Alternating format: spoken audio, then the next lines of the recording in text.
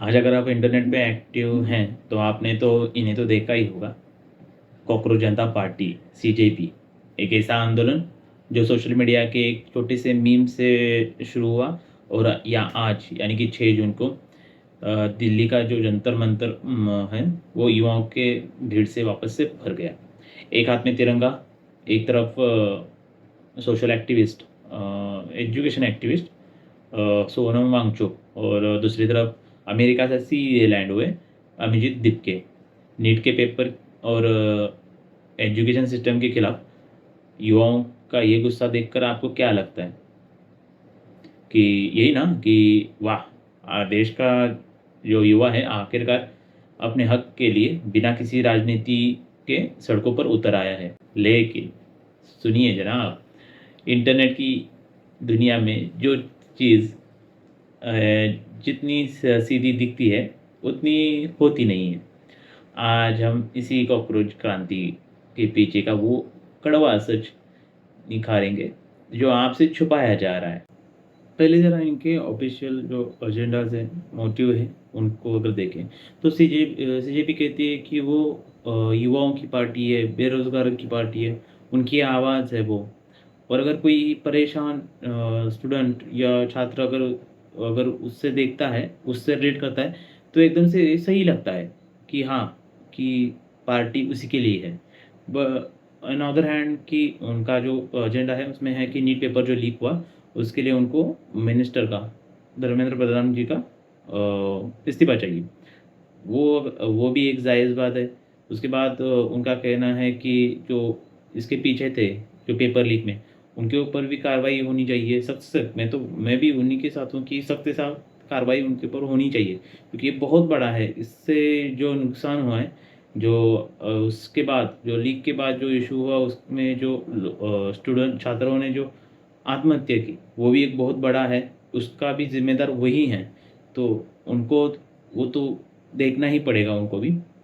लेकिन आखिरकार ये अगर देखें तो दिखता है कि स्टूडेंट के लिए, एक छात्रों के लिए एक सही मंच कोई तो खड़ा कर रहा है, कोई तो बोल रहा है उनके लिए।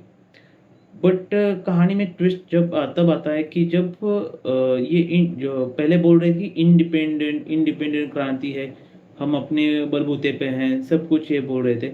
लेकिन बिहाइंड द सीन जब देख रहे हैं हम, तो वो वैसा नहीं है। ओके, अब आते हैं इसकी क्रोनोलॉजी पे। अगर वे जैसे देखा जाए कि मीडिया भी दिखा रही है कि अभिजीत दीपके जो हैं वो एक आम छात्र हैं जो बोस्टन में पढ़ाई कर रहे हैं। बट अगर उनका बैकग्राउंड देखा जाए तो वो एक पॉलिटिकल कम्युनिकल एक्सपर्ट हैं। और हंसी की बात ये है कि वो 2020 से लेकर 23 तक आम आदमी पार्टी के social media and IT cell के लिए काम कर रहे थे। वही पार्टी जो अरविंद केजरीवाल जी की है।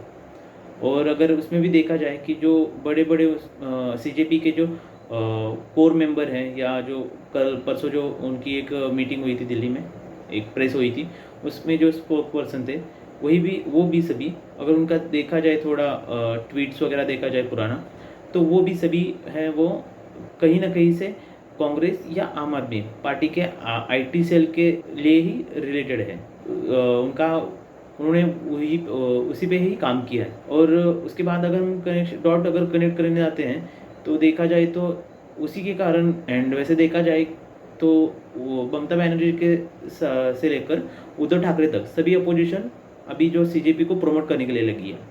तो चलो एक बार हम मान भी लेते हैं कि कि वो पुरानी बातें थी, वो अभी उनके विचार बदल गए हैं, क्योंकि हमें तो पता है कि पार्टियों का विचार कैसे है।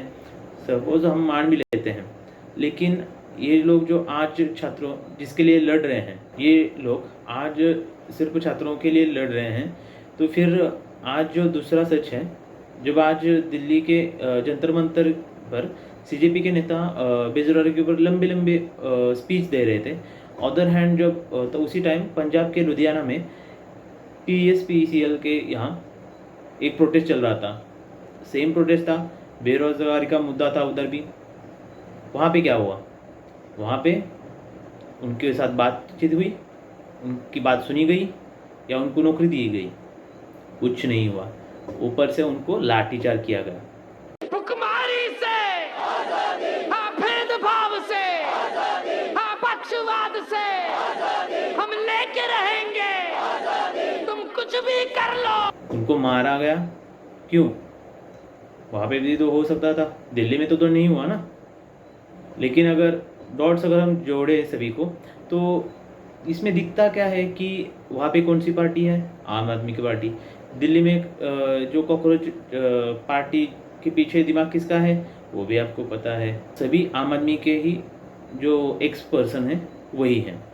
यानी कि अगर बहुत सीधा सीधा बोला जाए तो अगर बेरोजगारी केंद्र सरकार के राज्यों में है तो वहाँ पे ये एज अ युवा क्रांति ऐसे कहलाती है। और अगर वही अगर इशू अगर उनके स्टेट में है, गवर्नमेंट स्टेट में है, तो वहाँ पे ये इसको इग्नोर मार देते हैं। तो वहाँ पे भी तो इनको बोलना ही चाहिए ना। अगर ये अगर इंडिपेंडेंट और किसी भी राजनीति पार्टी को अगर बिलोंग नहीं करते तो वहाँ पे भी इनको बोलना चाहिए था। लेकिन वहाँ पे क्या होता है, ये साइलेंट मोड पे चले जाते हैं ना। इनका एक ट्वीट आया तब से जब से पंजाब में वो इंसिडेंट हुआ, तो यहाँ से वो दिख जाता है कि इनका दर्द सिलेक्टिव है। मेरी आइडियोलॉजी वही है कि बिल्कुल साफ है कि जो सही है वो सही है, जो गलत है वो गलत है। नीट का पेपर लीक होना बहुत बड़ा क्राइम है और ये बहुत बड़ा स्कैम है। और इसके लिए केंद्र सरकार को भी जो सवाल पूछने की हमें ज़रूरत है और वो पूछने ही चाहिए। अदर हैंड जो धर्मेंद्र प्रधान है उनको भी हमारे क्वेश्चन का आंसर देना ही चाहिए। और इसके ऊपर जो छात्रों का जो गुस्सा है वो भी 100% जायज़ है, क्योंकि ये नुकसान है बहुत बड़ा। बट लेकिन इस गुस्से का मतलब ये नहीं है कि कोई पॉलिटिकल पार्टियां कुछ छात्रों का ये दर्द जो चल रहा है इसका फ़ायदा या इस्तेमाल करके इसे कॉकरोच मीम्स में लपेट लेगी और पर्दे के पीछे वो अपनी रोटियां सेक लेंगी। एट देन अगर देखा जाए, मैं हूँ या आप हो, हम सब अगर देखते हैं इस एजेंडा को, तो अगर आप युवाओं के लिए लड़ना चाहते हैं तो दिल्ली में भी आप जंतर मंतर पे लड़ो, और पंजाब में भी जो जिसके ऊपर लाठीचार्ज हुआ, जो हुआ इंसिडेंट हुआ, उसके लिए भी आप अपनी आवाज़ उठाओ। वरना हम सब समझ लेते हैं ना कि क्या हो रहा है। सिलेक्टिव अगर आप बोलोगे कि यहाँ पे ये होना चाहिए लेकिन उधर हम इग्नोर मार देंगे, तो ऐसा तो नहीं चलेगा। ये तो बड़े नेताओं के बहकाव में आके जो मैनिपुलेट हो जाते हैं लोग, वैसे ही है। और जैसे मैंने आज भी देखा कुछ इंटरव्यूज़ या सोशल मीडिया पे भी, तो वहाँ पे भी दिख रहा था कि बहुत ज़्यादा थे जो मैनिपुलेट होके आए थे उधर, बहुत कम थे जो एक्चुअली वहाँ पे एजेंडा के लिए थे। एजेंडा तो सही है कि नीट का पेपर लीक हुआ, वो बहुत बड़ा इशू है और उसके लिए बात होनी चाहिए। बट वहाँ पे नारे क्या लग रहे थे? आज़ादी आज़ादी। That doesn't make sense. और एट द एंड अगर आप देखे जाए, नेताओं के लिए हम क्या है? हम सिर्फ एक वोट बैंक है। वो सत्ता पक्ष हो या विपक्ष हो, दोनों के लिए सिर्फ हम एक वोट बैंक ही रहेंगे हमेशा के लिए। तो एक बार आप भी सोचिए इसके बारे में। देखते हैं आगे सीजेपी और क्या देखती करती है। Does he like take a stand about the Punjab's